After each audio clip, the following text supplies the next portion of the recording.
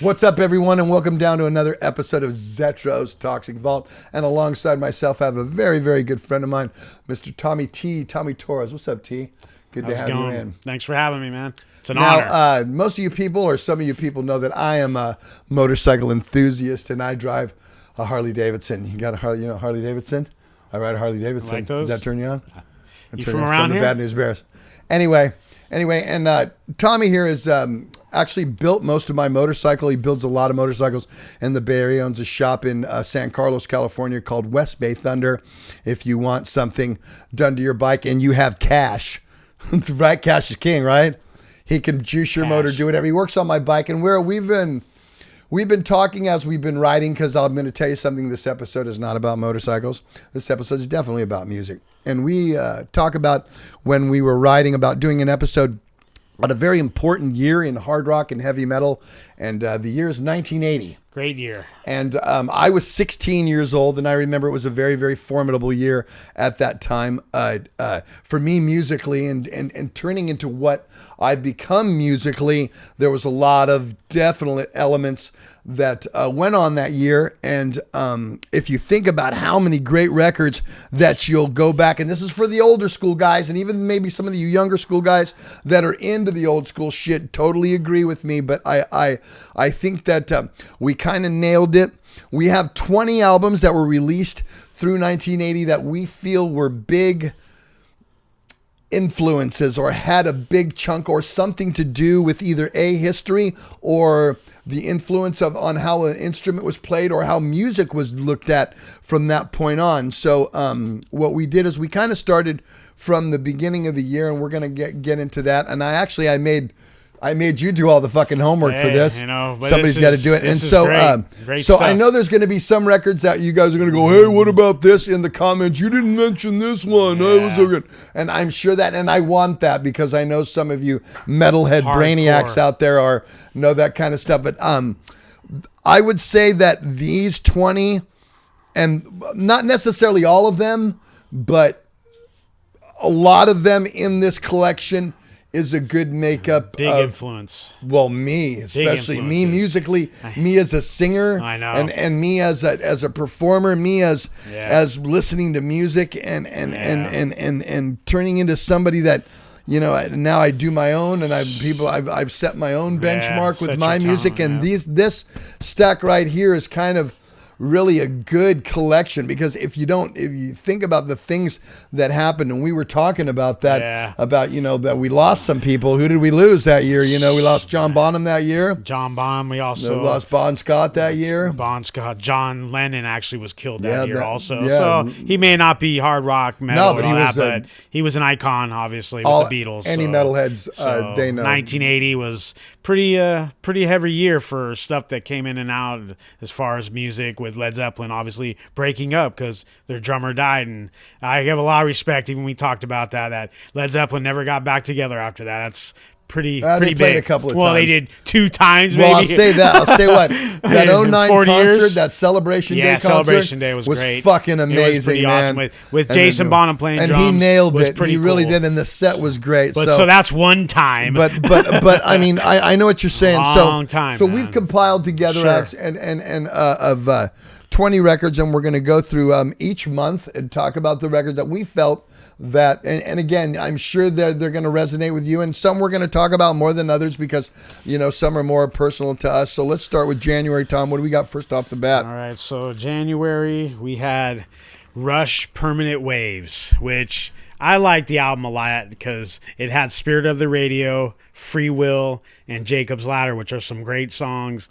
And it's obviously not Moving Pictures, which was their iconic album, but it was pretty big for a 1980 release, and I like the album a lot. You always got to give Rush some credit, and always give him respect, because I think any of the metalheads got there's DNA of Rush in there everywhere for us. I mean, Neil Peart, rest in peace, also, for sure. Yep. All right, and then of course January was the release of Angel Witch. Angel Witch was, for Steve, I'm sure was a little more heartening, because I was around, but I wasn't that metal yet. This is when I was like, what is this? Yeah. There's a band called Angel Witch? No way. And just a 3-piece band out of England. Yeah. Kevin Hayborn is just absolutely an amazing player. Was he he was the original guy starting, he's right? the guy. Okay. And so we actually on Blood In Blood Out we did a B-side. We did a cool B-side. So yeah, and also my cousin, your drummer Tom Hunting, and Lee Altus was also in Angel Witch for a short time. That's right. John That's Torres. right. John That was Torres. the American version of Angel Witch. They said. That's so why that they was love kind it. of cool. Yep. So Yep. All right. What do you got next? So this is a pretty iconic album. This is also On Through the Night, Def Leppard, their first album. You know, I think. I remember. Yeah, it was. I remember going to school and going. Look, these guys are like, this guy's like 16 and this guy's like 17 and this guy's like 19 and they're already on tour and they're major. And I loved it. And I remember seeing their first tour of America. They played at the Henry J. Kaiser, which was called the Oakland Auditorium back at that time. And it was Def Leppard opening for Pat Travers. And that was the first time I seen Def Leppard opening for Pat Travers? Opening for Pat Travers. And then I seen him the very next year at the very same place, and it was Def Leppard on High and Dry tour, opening for Blackfoot. Oh yeah, it was Blackfoot. Wow, it's Ricky Medlock. Yeah. So well, that song "Wasted" on this album. If you guys haven't heard this album or heard "Wasted," well, Def if you haven't Leppard, heard this man. album, where the hell you? What are you doing watching my fucking show? You know what I mean? Yeah. Fuck That song. You Wasted better know there's the whole record. When the walls come tumbling down is a good one to me. So, all good right. record. What do you got next for me, T? Triumph, Progression of Power. Love it. You know, these guys are from Canada, three-piece like Rush. A little harder and heavier, I thought, than Rush. Great melody, though. I mean, dude, the drummer, Gilmore, he sings some of the songs. Ricky Emmett. Yep. I mean, just a great band. And, great band. band. Everyone that's into this stuff, they must have heard of Triumph because Triumph is pretty off the hook. So that was actually, we're already into March, I guess. So February, there wasn't much going on, but we're into March. We're in March. Yeah, so now we're in March. So, but this was a great album. So, and then, of course, let me see the release on this. This was also March. Late March came iconic album. And I think by this record, they were really into heavy, their own. Heavy. They were really into their own. I don't know this how much is their they third were album. partying by then. And but I mean, guys, just look on the back of the album cover. You can see. I mean, should we show it? You know what I mean? Michael Anthony should. That's not a cigarette. That's you know what I mean? Iconic. And back then, that's Van 42 Halen, years ago. So this is Women just and Children First. Great record. Some of the songs on here. Cradle Will Rock. Come on, dude, stuff on there. This is when Eddie was just in the zone. He was in flames. Yeah, I mean, definitely. It was just to me, insane. this is. I mean, their first two records are awesome, but this record. They're one, on their own. To me, I think that they actually hit pretty hard with Women and Children first. Definitely. They definitely were coming on strong. Definitely love this record. Rest in peace, Eddie Van Halen. You know, and I feel for his family because I mean there'll never be another Eddie Van Halen. No, you know, and set the bar on the technique. And like you were of how saying to play. when you were recording up there in Amador, I guess Gary got a little. How would you say? Yeah, well, I was actually recording a song. Him and Kurt were talking about it. It's like, that must have been pretty heavy for those guys. They're guitarists. I'm sure every guitar player in the world was on the phone with every other guitar player on that day. Definitely. I was doing tracks. I know. And they're like, Zet, stop. And I'm like, whoa, what's going on there? Just a minute, man. Just a minute. Because I was in a room where I couldn't see them on the other side when I did my tracks. And they're like, oh, holy shit. Hang on a minute. Yeah. Dude, Eddie Van Halen just died, and I got to pull my cans off, and I run in there, and I could just see in Gary's face. He's just like, and I go, "You all right?" He goes, "No, I'm not all right, man. This just blows me away." He goes, "Can we just stop for this right now, Zetro?" And I'm all, "Yeah." He goes, "Can we try to continue later?" And I'm like, "Yeah." So that was the one day we did. That was a heavy day. 65 years old. Rest in peace, Eddie Van Halen. So, of course, this one, man, Are we in the March? Are we still in March? Let me see where we at. We are actually Scorpions. You can put that right here so you don't have to look like you're fucking hanging down like you got a code, special code down there.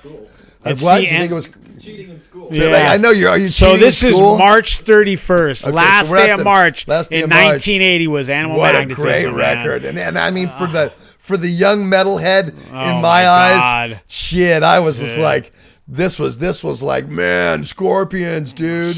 I love this album. Animal Magnetism. They play the popular songs all the time of Scorpions, but this stuff, Love Drive and Animal Magnetism, Blackout, was some of the great Scorpions. Early Scorpions. After the Oli, you know, we love the Oli Yes, era too. we do. But this stuff was the earlier stuff that was pretty good too, with Matthias Jabs. Yep. So I think the album was great, and there's no doubt it was one iconic album in 1980 that came out for the Scorpions. Definitely. You know, so Definitely. okay, now we're into April. Judas Priest, British Steel. And everybody knows. Oh my God, this dude. is the one. Rapid Fire. I mean, everybody Rapid knows Fire. that the everything before is great. I love Sin After Sin. Sin After I love Sin, Stained Glass. Stained Glass is great. I Rock-a-Rolla, Sad Wings of Destiny. It doesn't Hellbent for Leather. But Unleashed in the East is my favorite too. This one came out right after Unleashed. And man, I mean, and this is the first song album. is a powerhouse. This man. is the first album with Dave Great Holland, record. the drummer, also, and not quite broke yet because they were still playing the Warfield-sized places. Yeah, in this, but amazing. I mean, Rapid Fire to me was one of my all-time favorite songs on this album. Heavy metal tune. The right Rage, there. you know, just certain songs. Metal on here. Gods. You'll just never replace this kind of stuff, bro. No way. You know, so that's why it's on British our top Steel. 20. Top 20. It's in the top 20, baby. It's in Zetro and T's top 20. All right, love this one, Love man. this This one one goes in history for sure. And then here's they my released first the same day these two albums were released. I didn't know that. It was April 14th, these two albums. Wow. Iron Maiden. On Maiden. Yep. And Paul this was with Di'Anno, baby. Dennis Stratton, Paul Di'Anno, Clive Burr. Oh my Dave God. Murray, Steve Harris. Yep. So, I mean. My favorite song for years was Phantom of the Opera. Okay. I love that song. And Prowler. This album is heavy. Remember Tomorrow is a good one for me because Di'Anno wrote it for his grandfather. Not a bad song on the record. Love this album. My favorite one was Killers. I know it was. Killers we'll is do the that one next year, Steve. You know, 81. Well, You know what I mean? So we have to do the Killers on that one. We'll see what's up about that. But this one, it was like, I mean, my very first tattoo on my arm was an Eddie Killers. So Iron Maiden, I love this image right here. I just loved it. Iconic album also. Double English albums here. Double England guy. Plus number. And then another. 3. I mean, look at that. Priest, boom, boom. Maiden, and of course. Fucking, this one to me is one of my amazing. favorite of all time. They unfortunately, Ozzy gets fired, but they hire Ronnie James Dio of Fresh Out of Rainbow. Yep. And wow, I mean, this I remember Neon seeing Nights it opens Dan up the Green. album. I mean, I bought the tour booklet. Dude, great record. Die Young is one of my all-time favorite. Children Dio, of the Sea, Black the Sabbath song songs, Heaven dude. and Hell. I know, just all of them, dude. Just iconic album for me. And even Gary put it on his favorite list. Telling you. It blew me away because the early Black Sabbath, I figured he liked the Iomi with too. Ozzy and all that. You know what? But he picked this one out of all the Black Sabbath. I was pretty impressed. I don't kick Ozzy or Dio Sabbath out of bed anytime. I know. Amazing. Great stuff. Amazing. So good stuff. It's good stuff. Another iconic album. And we'll be talking about Ozzy's later in the year. Coming up later in the year. When he was kicked out of that big band, he got another band going. So, but not. We're staying chronologically through the months. Where are we at? So we're at Saxon in May. Wheels of Steel, baby. And this is a special album that, I mean. And I'll tell you what, after this record came out, the song Wheels of Steel went top 10 in England. Did it? Okay. And they were bigger than every other band. Every other band, new wave of British heavy metal band, were opening for Saxon. Yeah, they were great. And to me, I'm very fortunate to get to play with these guys all the time. I know, it's so I hang cool. out with them. I dig them. I love Saxon. There's not a week that goes by that I'm not exercising in the day because I do that 90 minutes a day at least. Biff was cool. And I listen to Saxon. So we met him. Remember we went on the bus. Really cool guys. I mean, these guys. I said, "Do you still ride bikes?" Because we ride. He's like, "Oh, lad, I gave up that a long time ago." I'm, "Oh man, Did we ride that night? No, we were in my bikes truck. That night? We gave Phil a ride home. Oh, that's right. Yeah. Anyway, that's another night. That's another story. That's another show. Anyway, love Saxon. Love everything they do. Great they band. Actually released another record later that year. We're going to talk now. Yes, we'll just bring it up now. Okay. They released it, and they released. So this was Wheels of Steel and Strong Arm of the Law. Strong Arm was of the the Law. other one. Yeah. And are you going to try to find it? That's right here. It ain't far. It isn't far. That's pretty awesome. We're going deep. Are we going deep? Deep cuts sure? here. I don't know. In there? Yeah, I got it. There it is, right there. Here we go. See that? At least you could see the album cover. Now this is when bands used to do that. They'd release not like 2 Exodus, albums. where we do an album every 7 years. Yeah. Or now it's a normal record cycle is Yeah. 2-3 years, you know what I Yeah. mean? Some, but I mean, not Guys 7. would release albums 2 times in 1 year. But twice in a year, I mean, that's and working, good, baby. And good and songs. both great records. I This is mean, another one to me. Man. Dallas 1 p.m. Oh, Wow. Man. What a great song. What a strong I song. mean, oh my God. I mean, I was tripping on it a little, Steve, because these guys are from England and they're singing about American stories. He's sung a lot of songs about America. I know. It's kind of cool. I guess the history. The respect and the history of our country. I mean, Definitely. England's a pretty old country, so for him to sing about our American history is kind of cool. So just intriguing. Right on. Saxon, you're legends. We love you. Legend. Biff, good dude. Love Nigel Biff. Glockner, all the guys, all the boys. All the boys. All right, so Doug now Nibs, we're in. Okay, my this hero, is it. Paul Quinn. He's my fucking hero. I love it, man. I love those guys. So what's coming next? July, This is a big one. July. This is pretty much the one. I think one of the ones is AC/DC Back winner. in Black. I mean, going from Bon Scott dying the way he did, and them having to try to find someone to take his place. I mean, Bon Scott. I mean, you feel more than me probably because you sing his song, but he's like a icon of rock and metal. I mean, pretty much. That's how I sing. He is the one. You know what I mean? My voice. He was different. When I see interviews on him, Steve, I'm just like, this guy just doesn't care. He just like is a rock star. Period. Yeah. Doesn't care. He's just He is was who just he fun. is. He is who he fun. is. And it was really cool. At least we got some of his memories on video. But this record, every song a hit. Every single song. There is no fillers. You could go from all top killers. to back, bottom, top, whatever. And they still play them today, 40 years later on the fucking radio. You'll hear Back in Black. You'll hear Shoot the Thrill. You'll hear Hell's Bells. And Brian Johnson said he was a little intimidated going into AC/DC because he had to fill Bon Scott's shoes, and they told him, "Here, you got to write these lyrics now too." Gee, I know some. I know something like Dude. that. Kind of. And so he's like, "I don't know how to write lyrics. I don't write lyrics." So then he's like, "They were in the Bahamas. Yeah, I know a little bit of the He story.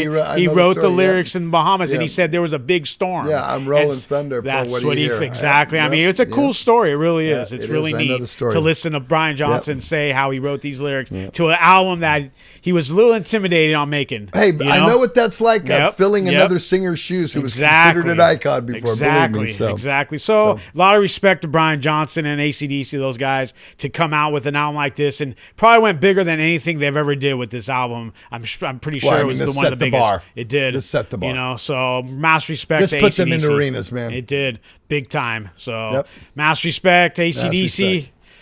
R.I.P. Bon Scott. And then, of course, this is Steve's. I love this guy too, heroes. But Michael Shanker Group, MSG. iconic guitarist. There ain't a bad song on this album either. Any guitarist that came from Chris this Glenn, era will Cozy Powell, they go like this. Gary to Michael Barden. Shanker. I could see why. He is Paul Raymond. the one, pretty much, I'd say. So, for being Rudolph Scorpion's little brother and being in Scorpions, then going to UFO, and then starting the Michael Shanker Group.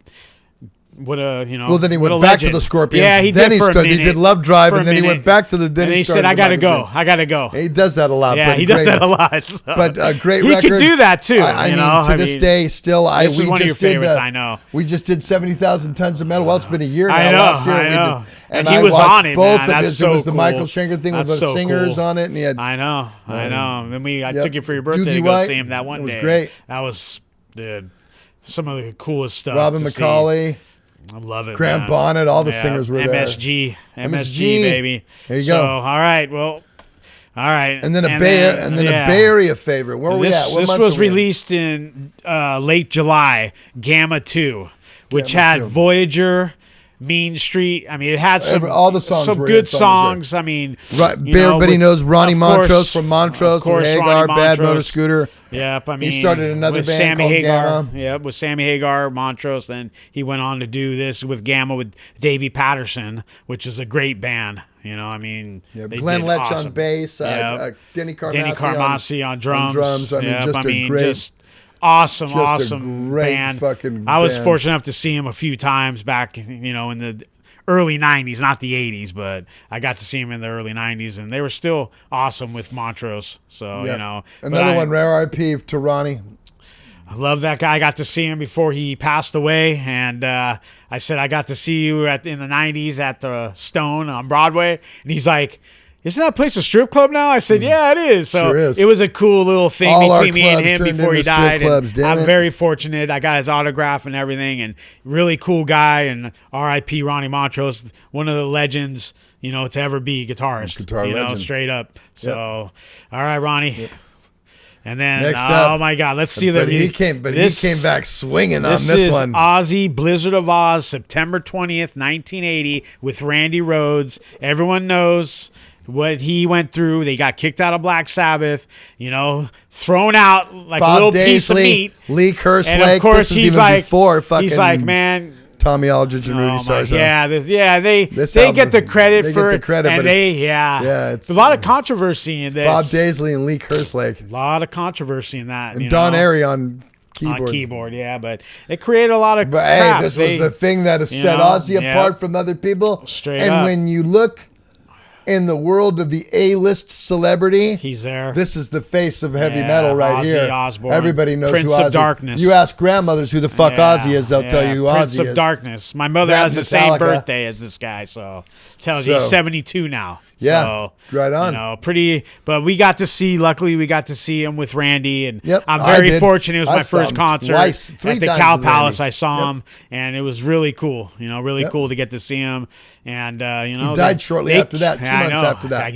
It's pretty crazy, man. Yep, I was there. So, but R.I.P. Randy Rhoads, iconic album for sure. Glad that Ozzy's still going. Yep, for sure. And then this one, I not know a for big you one guys. I like them. They Diamond were good. Head, I know of course, a lot of people because they played Metallica. Helpless and all that stuff. I mean, they copied some of their songs. Am I Evil? And supposedly Lars went to England before they started Metallica and hung out with these guys, and then he came back and asked James, "You want to start a band?" After he was hanging out with Diamond Head in England. So that was a big thing they mentioned, it's just. I did not know that. Yeah, See? I'm serious. Wow, I know something. Steve don't know. That's pretty rare. That's pretty rare. Might get a job around pretty here. rare, Fill out an application. Yeah, we'll look at it. We'll make that happen. But we're working on I that. always liked Diamond Head. I mean, they always had some pretty cool songs, and like I said, they were around in the beginning also. Yep. So good stuff with stuff. them.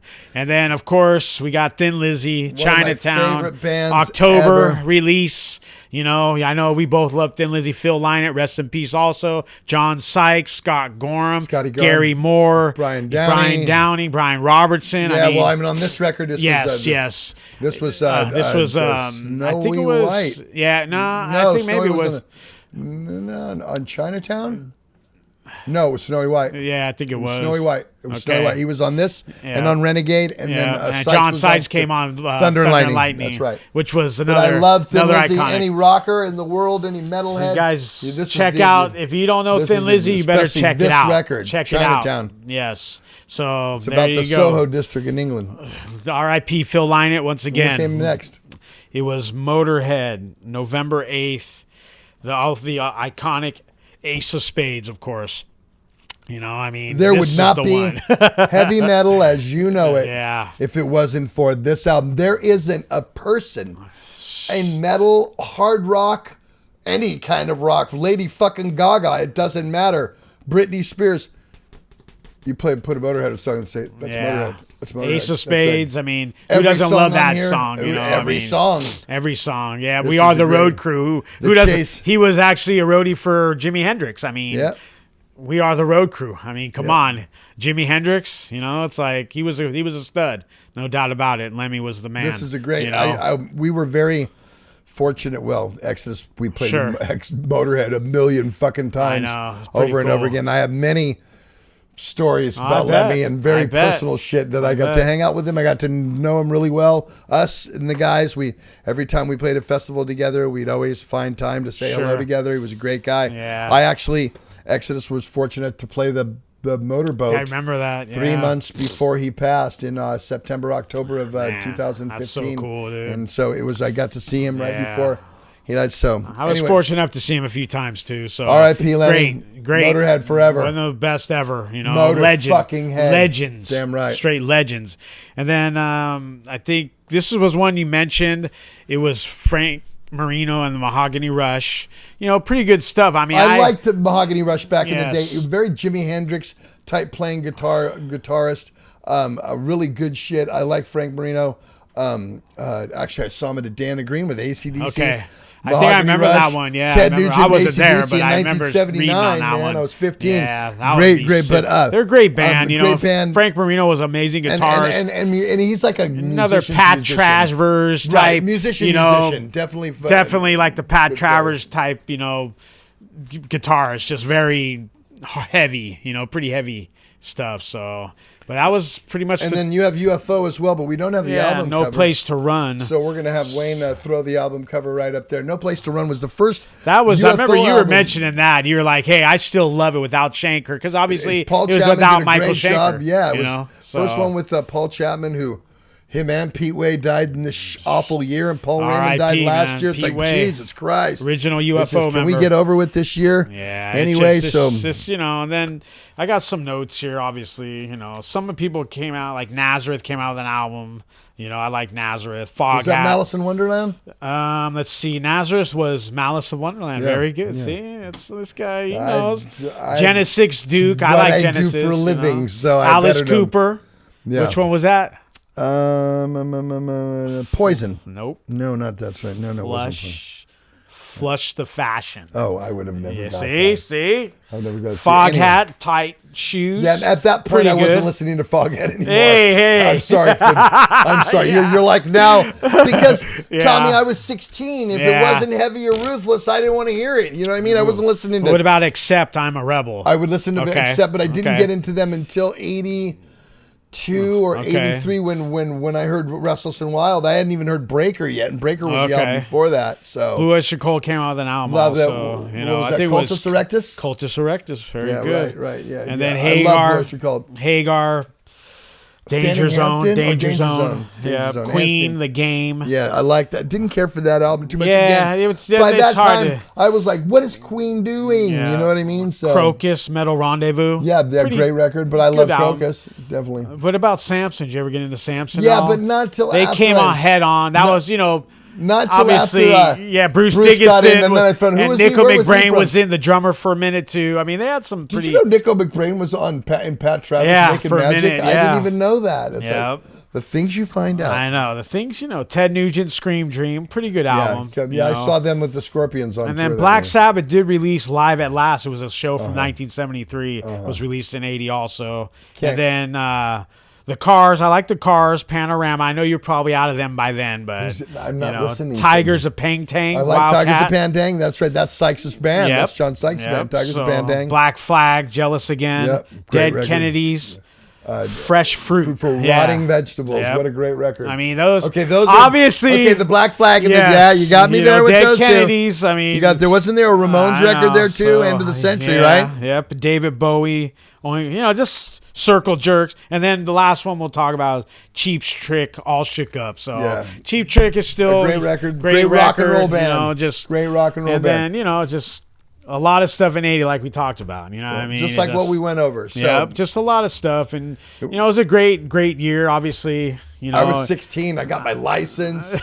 Yeah. I was driving to concerts. Yeah. This shit was going Day on the Green. For me. It was there. Day on the Cal Green. Palace. Oakland concerts. Coliseum. Fuck Pat Travers, a Rainbow, 81 at the Cal Palace.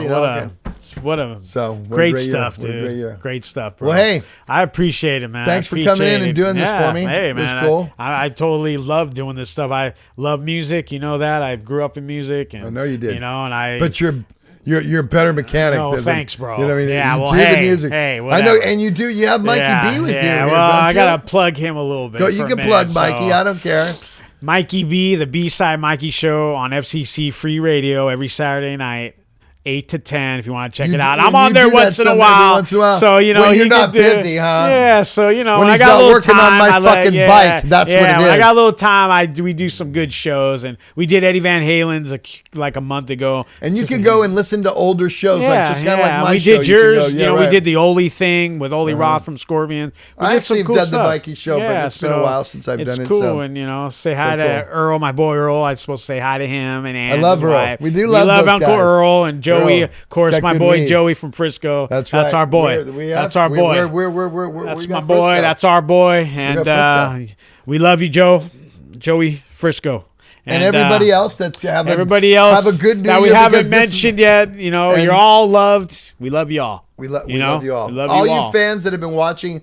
This will be the last episode, probably, Wayne, before the end of the year. This will definitely be the last one before the end. I told him we gotta do this before the end of the year, dude. Then it wouldn't be. It wouldn't be 40 years anymore. So then we'd have to go to 81 right off. Well, we may do that sometime next year. But I appreciate it, Steve. I always love talking music with you. You're very knowledgeable, and you're a good friend of mine, and I appreciate your friendship a lot. Nice, thank you. And I think happy holidays to everybody. Really, it's been a tough year for all of us. So that's all right. Let's get through as long as we got music to get through this. And I got a new record that'll be released next summer, Persona Non Grata. Heavy stuff. It's a very heavy album. So heavy. You know what to do. Leave me comments. Share my page. If you haven't subscribed, fucking subscribe, because we get more episodes like this. I have Mr. Craig Beerhorse from Ruffians going to come in next month. We're going to talk about Judas Priest and just do a whole episode on the Priest. Just stuff like that. Damn, things that I love that one. So it'll be a good episode. So you guys know what to do. As for myself and Mr. Tommy T, we'll see you in the vault real soon. Stay metal. Stay metal.